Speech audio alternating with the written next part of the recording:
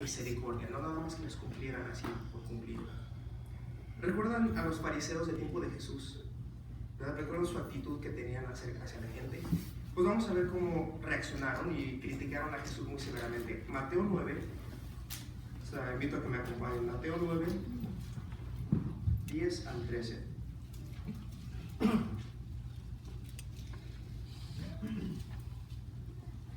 Mateo 9, 10 al 13. Si lo tienen, dice: más tarde, estando él en la casa, reclinado a la mesa, mire, muchos recaudadores de impuestos y pecadores vinieron y empezaron a reclinarse con Jesús y sus discípulos. Pero al ver esto, los fariseos se pusieron a decir a sus discípulos: ¿por qué come su maestro con los recaudadores de impuestos y pecadores? Como lo soy yo, él dijo: las personas en salud no necesitan médico, pero los enfermizos sí. Vayan pues y aprendan lo que esto significa. Quiero misericordia y no sacrificio, porque no vine a llamar a justos, sino a pecadores. ¿Notaron aquí cómo criticaron los fariseos a Jesús? ¿Cómo veían ellos a la gente común, a la gente del pueblo? Pues los trataban con desdén, ¿verdad? La gente, comer con ellos se les hacía inconcebible, jamás. De hecho, ellos tenían una palabra que usaban en hebreo, llamada Amharetz. Esta palabra Amharetz quiere decir gente de la tierra, ¿verdad? Del vulgo. Bueno, vamos a ver cómo Jesús los reprendió a ellos por esta actitud. En el capítulo 23, el versículo 23, ahí mismo de Mateo. Mateo 23, 23. Si lo tienen, dice: ay de ustedes, escribas y fariseos, hipócritas, porque dan el décimo de la hierbabuena y del eneldo y del comino, pero han desatendido los asuntos de más peso de la ley, a saber, la justicia y la misericordia y la fidelidad. Era obligatorio hacer estas cosas y sin embargo no desatender las otras cosas. Como vemos aquí, la clave de la misericordia, hermanos, estriba en dos cosas: los sentimientos de compasión que sentimos y las acciones dirigidas a dar ayuda a quienes la necesitan. Vamos a ver cómo Jehová y Jesús ejercieron esta cualidad a la perfección y también cómo nosotros podemos demostrarla en nuestra vida. ¿Han notado qué tan fácil es para un niño aprender un idioma? Si usted desde la infancia le empieza a hablar en español, a los 4 años ya va a estar hablando español. Pero si además del español le empieza a hablar inglés, ruso, chino, francés y además español, ¿verdad? A los 4 o 5 años pues va a poder hablar todos estos idiomas fluidamente, sin ningún problema. ¿Por qué es esto? Porque la naturaleza de los niños es el aprender, ¿no es cierto? Un lingüista, se llama Steven Pinker, dijo que la adquisición del lenguaje se garantiza durante la infancia. Es su naturaleza. Pero ¿qué pasa si usted a lo mejor, ya no somos niños, ¿verdad?, trata de aprender chino o ruso? ¿Se le hace igual de fácil? Sabemos que no, ¿verdad? A lo mejor usted ahorita mismo está tratando de aprender el inglés, pero vemos de que nuestra naturaleza pues ya no es de aprender tan fácilmente. Nuestro cerebro se ha acostumbrado a nuestro idioma nativo, sea el español o el inglés. Bueno, esos los niños, ¿verdad?, su naturaleza. Vemos ahora algo de la naturaleza de Jehová Dios. Según a los Corintios 1, versículo 3. Según a los Corintios 1, 3, y lo tienen ahí.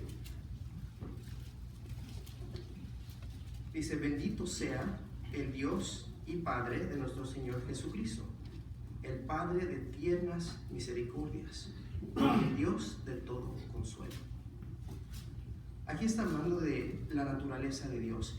Demuestra que Él es la fuente de la compasión y de la misericordia, cualidades que forman parte de su ser. Noten lo que Jehová mismo dijo en Isaías 49, 15. Y es un contraste aquí. Isaías 49, 15. Si lo tienen, dice: ¿puede una esposa olvidarse de su niño de pecho, de modo que no tenga piedad al hijo de su vientre? Hasta estas mujeres pueden olvidar, no obstante yo mismo no me olvidaré de ti. ¿Verdad que hemos escuchado reportes o noticias de mujeres que abandonan a sus hijos? Escuchamos que los tiran en los basureros. A nosotros se nos hace inconcebible, pero Jehová mismo reconoce que esto pasa hasta estas mujeres, incluso padres, olvidan a sus hijos. Pero Jehová mismo enfatiza que Él nunca se olvidará de nosotros, lo que quiere decir que nos tiene misericordia y compasión. Y sabemos que no nada más es hacia algunos cuantos, no, sino que es imparcial. Jehová lo demuestra hacia todos. Mateo 5:45, solo para citar. Ahí Jesús dijo no nada más que sobre inicuos y buenos, o sea, no nada más sobre un selecto cantidad de personas, sobre justos e injustos, ¿verdad? Sobre todos. Aunque puede que algunas personas piensen, bueno, sí, Jehová Dios demuestra que misericordia hacia todos. Incluso ese texto de Mateo 5:45 hace llover sobre justos e injustos, y puede que la gente piense que solamente es un proceso natural. ¿Qué tiene que ver Dios con eso?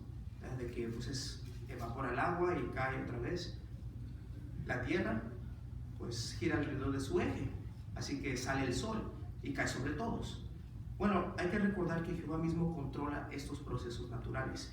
Si recuerdan cuando mandó las 10 plagas a los egipcios, una de estas 10 plagas fue de la oscuridad. Salía el sol, pero no caía luz sobre todos, solamente sobre los israelitas, ¿verdad? Las ciudades egipcias estaban en oscuridad. También acuerdan de que mandó sequías a los israelitas cuando se rebelaron, ¿verdad? Entonces Él controla estos procesos naturales. Así que las palabras de Mateo 5:45 son muy patentes hoy en día. Todos, sea que les sirvan o no, disfrutamos de la lluvia, de la luz. Incluso aquí en California, ¿verdad? Hubo unas lluvias muy, muy fuertes y realmente la necesitaban, porque hubo una sequía también muy fuerte aquí en California. No nada más los testigos de Jehová nos beneficiamos de la comida que cosechan. Sin embargo, Jesús enseñó a ser imparcial a sus discípulos, los enseñó a no juzgar demasiado severamente a otros, porque todos somos imperfectos.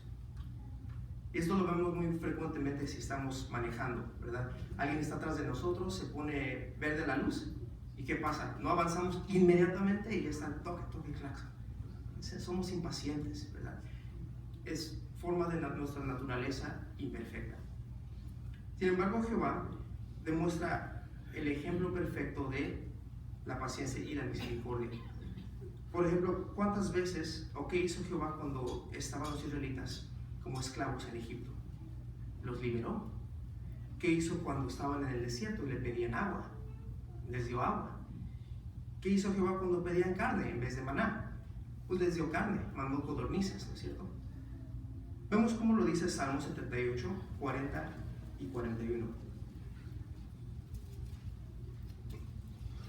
Salmo 78, 40 y 41.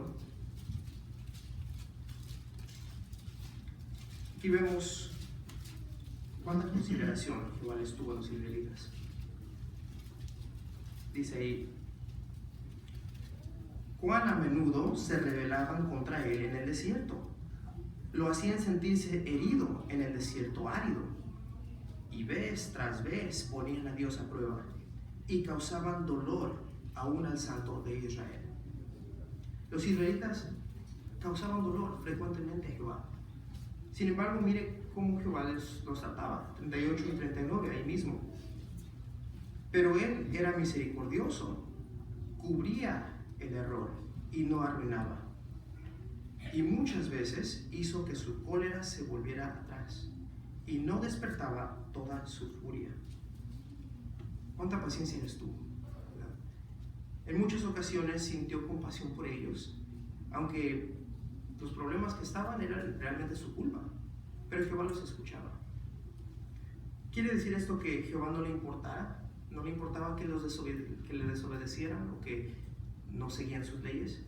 Para nada, ¿verdad? Jueces 3, 7 a 9, los invito a que me acompañen. Jueces 3, 7 a 9.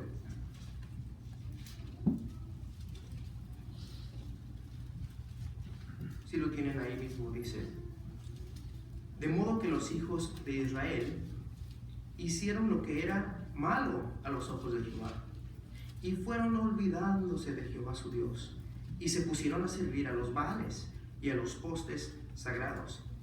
¿Cuál era la condición de los israelitas aquí, hermanos? Pues que se olvidaron de Jehová. ¿Cómo es posible eso? ¿Cómo puede alguien olvidarse de Jehová? Pues ellos estaban distraídos. Y note con qué. Ahí sí leemos otra vez. Estaban sirviendo a los Baales. Culto cuyo culto incluía inmoralidad sexual a un grado extremo. Entonces esta era su condición, ¿verdad? Pero leamos el versículo 8 como Jehová los castiga. Ante esto, la cólera de Jehová se encendió contra Israel, de modo que los vendió en mano de Cusán-Ristaim, el rey de Mesopotamia. Y los hijos de Israel continuaron sirviendo a Cusán-Ristaim 8 años. En el año 997 antes de nuestra era, 10 de las tribus de Israel se separaron y formaron el reino del norte. Aquí se instituyó, como ya vimos, el culto a Baal. Y por eso Jehová dijo en Oseas 1:6, ya no mostraré misericordia de nuevo a la casa de Israel, porque positivamente los quitaré. Esto pasó, Jehová los quitó, cuando Asiria se llevó cautivos a los israelitas del norte en el año 740 antes de la era común. Pero sí le tuvo compasión a los israelitas del sur, de Judá y Benjamín, porque ellos siguieron fieles. Si recuerdan, en el año 732, cuando los asirios iban a invadir a Jerusalén, Jehová mandó a su ángel y mató a 185,000 soldados. Un ángel, ¿verdad? Así que hemos visto que Jehová está dispuesto a perdonar y ser misericordiosos con todos los que se arrepienten y cambian de proceder. Como dice Éxodo 34, 6 y 7, Él es un Dios misericordioso y benévolo, que perdona error y transgresión y pecado, pero que de ninguna manera dará exención de castigo. Y el ejemplo perfecto que tenemos, hermanos, es del rey David. Vea cuántos pecados graves cometió él realmente. Sin embargo, él se arrepintió, cambió de proceder y Jehová lo perdonó. En parte esto se debió de que él también le mostró misericordia a Saúl. Que Saúl lo estaba tratando de matar, ¿verdad?, a David, pero cuando tuvo la oportunidad, David no mató a Saúl, le tuvo misericordia. Como vemos de que la justicia de Jehová no se suaviza por la misericordia, sino que la justicia y la misericordia de Dios son perfectas y trabajan en armonía perfecta. Vamos a ver cómo Jesucristo también imitó esta cualidad a la perfección. Él enseñó cómo demostrar la verdad en Mateo 9:13. Si recordamos, él dijo, quiero misericordia y no sacrificio. El apóstol Pablo muestra la relación que existe entre mostrar misericordia y tener una relación con Jehová.